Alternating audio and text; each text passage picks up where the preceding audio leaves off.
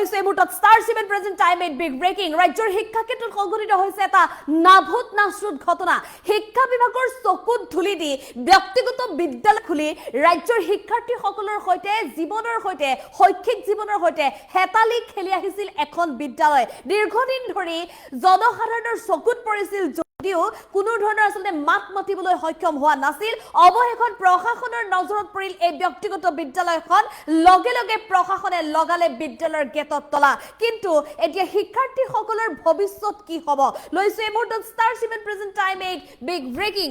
ৰাজ্যৰ শিক্ষা ক্ষেত্ৰত নাভূত নাশ্ৰুত ঘটনা সংঘটিত হৈছে পোহৰলৈ আহিছে এটা ভয়ংকৰ তথ্য ৰাজ্যৰ শিক্ষা ক্ষেত্ৰত শিক্ষা প্ৰদানৰ নামত শিক্ষাৰ্থীৰ জীৱনৰ সৈতে হেতালি খেলিছে একাংশ ব্যক্তিগত খণ্ডৰ বিদ্যালয় ব্যৱসায়িক প্ৰতিষ্ঠানৰ গৰাকী হৈ শিক্ষা বিভাগত বৃদ্ধাংগুষ্ঠ প্ৰদৰ্শন কৰি একাংশ ব্যক্তিগত বিদ্যালয় ৰাজ্যত চলাইছে শিক্ষাৰ নামত বেপাৰ হুজাই জিলাত পোহৰলৈ আহিছে এটা ভয়ংকৰ ঘটনা এটা নাভূত নাশ্ৰুত ঘটনা হুজাই জিলাত সংঘটিত হোৱা ঘটনা দবকাৰ ভেলগুৰিৰ ইউনাইটেড ইংলিছ স্কুলৰ নাই বিভাগীয় অনুমোদন কোনো ধৰণৰ বিভাগীয় অনুমতি নথকাকৈ বিদ্যালয়খনত পাঠদান অব্যাহত ৰাখিছিল নথি জালিয়াতি কৰি বিদ্যালয়খনে শিক্ষাৰ্থীসকলৰ জীৱনৰ লগত হেতালি খেলাৰ অভিযোগ ভয়ংকৰ তথ্য পোহৰলৈ অহাৰ পিছতে বিদ্যালয়খনৰ বিৰুদ্ধে প্ৰশাসনৰ কঠোৰ একচন জিলা প্ৰশাসনৰ নিৰ্দেশত তাৎক্ষণিকভাৱে বিদ্যালয়খনত লাগিল তলা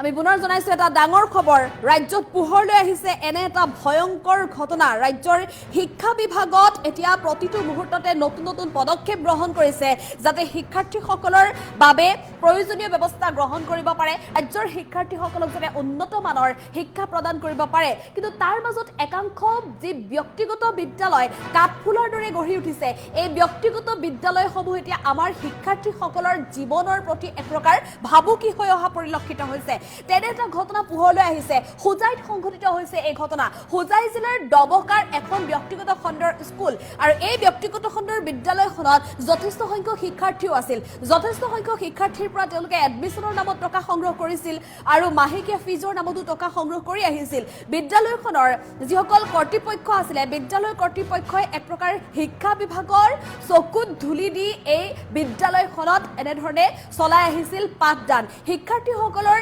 শৈক্ষিক জীৱনৰ লগত শৈক্ষিক ভৱিষ্যতৰ লগত এক প্ৰকাৰ হেতালি খেলি আহিছিল বিদ্যালয়খনৰ গৰাকীয়ে শিক্ষাৰ নামত বেপাৰ আৰম্ভ কৰি শিক্ষাৰ্থীসকলৰ শৈক্ষিক জীৱনৰ লগত হেতালি খেলা এই বিদ্যালয়খনৰ বিৰুদ্ধে বিভিন্ন অভিযোগ লাভ কৰিছিল শিক্ষা বিভাগত আৰু সেই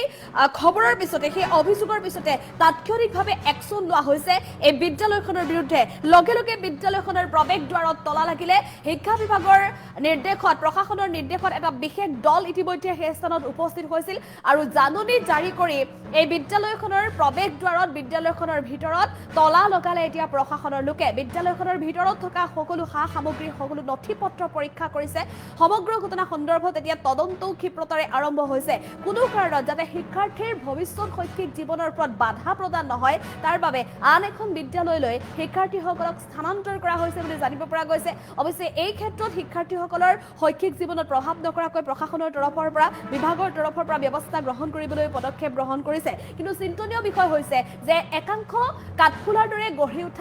এই ব্যক্তিগত বিদ্যালয় আমাৰ ল'ৰা ছোৱালীৰ বাবে সন্তানৰ বাবে কিমান আসলতে ভয়ংকৰ হ'ব পাৰে বিদ্যালয়সমূহৰ ঠিকই আছে চৌহদ আছে বিদ্যালয়খনৰ নামত এটা বাসগৃহ আছে আৰু ভিতৰত ডেস্ক বেঞ্চ টেবুল আৰু সময়মতে শিক্ষক শিক্ষয়িত্ৰী অহা যোৱা কৰি থাকে কিন্তু সকলো থকাৰ পিছত বিদ্যালয়খনত এনেধৰণে শিক্ষা বিভাগৰ কোনো অনুমতি নথকাকৈ পাঠদান কৰিবলৈ সাহস ক'ত পালে তাক লৈ এতিয়া প্ৰতিগৰাকী সচেতন মহলৰ মাজত এক প্ৰকাৰ চিন্তাৰ বিষয় হৈ পৰিছে প্ৰশ্নৰ বিভিন্ন জনৰ মনত এতিয়া প্ৰশ্ন উদয় হোৱা পৰিলক্ষিত হৈছে সমগ্ৰ ঘটনা সন্দৰ্ভত এতিয়া প্ৰশাসনৰ তৰফৰ পৰা আৰম্ভ কৰিছে তদন্ত প্ৰক্ৰিয়া শিক্ষা বিভাগৰ তৰফৰ পৰা এই বিদ্যালয়খনৰ বিৰুদ্ধে কঠোৰ একচন আৰম্ভ কৰাৰ পিছতে এতিয়া সচেতন মহলে দাবী উত্থাপন কৰিছে যে ৰাজ্যৰ অন্যান্য প্ৰান্ততো এই ব্যক্তিগত বিদ্যালয়সমূহত ভালদৰে পৰ্যবেক্ষণ চলিব লাগে যাতে কোনো কাৰণত শিক্ষাৰ নামত বেপাৰ খুলি ব্যক্তিগত বিদ্যালয় লাখে লাখে টকা এটা মাহতে সংগ্ৰহ কৰি শিক্ষাৰ্থীসকলৰ শৈক্ষিক ভৱিষ্যতৰ সৈতে হেতালি খেলিব নোৱাৰে তাৰ বাবে শিক্ষা বিভাগক এটা কঠোৰ ব্যৱস্থা গ্ৰহণ কৰাৰ দাবী উত্থাপন কৰিছে স্থানীয় লোকসকলে আৰু এই সন্দৰ্ভত প্ৰশাসনৰ লোকৰ ভাষ্য আছে আমি আগবঢ়াবলৈ চেষ্টা কৰিম এইখনৰ মানে কথাটো হৈছে কি ইয়াৰ পাৰ্মিশ্যনৰ অলপ গণ্ডগোল আছে সেইকাৰণে আমি যিটো আমি ডাইৰেক্টৰ অফ ছেকেণ্ডেৰী এডুকেশ্যনৰ পৰা পাইছোঁ যিটো ৰিপৰ্ট তাত ইয়াতে পাৰ্মিশ্যনটো এটা ফ্ৰড পাইছোঁ সেইকাৰণে আমাৰ অনাৰেবল ডিষ্ট্ৰিক্ট ছাৰে আমাক যিটো নিৰ্দেশ দিছে সেই ফাইণ্ডিংছৰ ওপৰত আমি স্কুলখন চিল কৰিবলৈ আহিছোঁ আৰু এই স্কুলত গণ্ডগোল আছে সেইটো আমি ডাইৰেক্টৰ অফিচৰ পৰা আমি ৰিপৰ্ট পাইছোঁ এইখনৰ মানে কথাটো হৈছে কি ইয়াৰ পাৰ্মিশ্যনৰ অলপ গণ্ডগোল আছে সেইকাৰণে আমি যিটো আমি ডাইৰেক্টৰ অফ ছেকেণ্ডেৰী এডুকেশ্যনৰ পৰা পাইছোঁ যিটো ৰিপৰ্ট তাত ইয়াতে পাৰ্মিশ্যনটো এটা ফ্ৰড পাইছোঁ সেইকাৰণে আমাৰ অনাৰেবল ডিষ্ট্ৰিক্ট ছাৰে আমাক যিটো নিৰ্দেশ দিছে সেই ফাইণ্ডিংছৰ ওপৰত আমি স্কুলখন চিল কৰিবলৈ আহিছোঁ আৰু এই স্কুলত গণ্ডগোল আছে সেইটো আমি ডাইৰেক্টৰ অফিচৰ পৰা আমি ৰিপৰ্ট পাইছোঁ এইখনৰ মানে কথাটো হৈছে কি ইয়াৰ পাৰ্মিশ্যনৰ